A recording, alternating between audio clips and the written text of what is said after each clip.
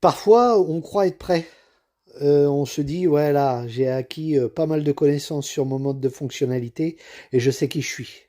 Personnellement, en tant que personne hypersensible, ça fait plus de 15 ans que je travaille sur mon hypersensibilité et surtout, j'accompagne les personnes hypersensibles, les personnes atypiques dans leur quotidien.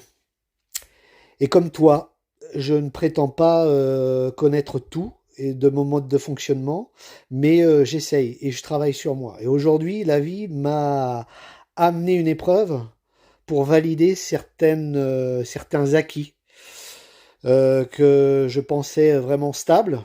Et à chaque fois que je me projetais certaines situations, je me disais là, si ça m'arrive, ça va être bon, je vais pouvoir gérer. Et puis bah là, la situation est arrivée et puis effectivement, j'ai géré cette situation.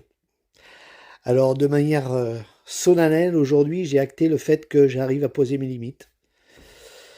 Poser ses limites, ça peut être compliqué en tant que personne hypersensible parce que nous, on n'aime pas le conflit. Nous, on aime bien être accepté par l'autre. On n'aime pas être rejeté. Donc, vu qu'on n'aime pas tout ça, ben, on est prêt à tout. Même à ne plus répondre à nos besoins, mais à répondre aux besoins des autres en priorité. Mais il va être temps pour toi d'arrêter tout ça. Parce que de manière non consciente, tu es en train de te faire du mal. Poser ses limites, c'est pas poser un mur hein, sur les choses, hein. C'est juste exprimer à l'autre bah, ce que tu veux et ce que tu veux pas. Alors je sais ô combien il est difficile en tant que personne hypersensible de poser ces limites-là. C'est pour ça que j'ai créé une formation sur la connaissance de son hypersensibilité, que je vais la publier sur mon site pro au mois de septembre. Dans cette formation, tu vas avoir les connaissances de base biologiques sur ton mode de fonctionnement, comment ton cerveau de hypersensible fonctionne, comment reconnaître tes besoins, comment reconnaître tes valeurs et comment surtout poser tes limites. Comment accepter cette hypersensibilité et ne plus laisser de mauvaises personnes mal intentionnées t'utiliser et utiliser ce qui, au prime abord, semble être des faiblesses.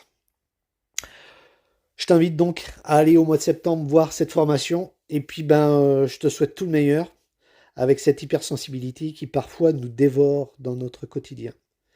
Mais ne laissons plus les mauvaises personnes mal intentionnées nous imposer leurs limites. Commençons à être dans cette affirmation de nous-mêmes et dans nos besoins et dans nos valeurs surtout. Parce que Dieu sait qu'on a des valeurs très très fortes. Allez, je te souhaite tout le meilleur pour cet été. Bisous béco à toi et je te donne rendez-vous en septembre.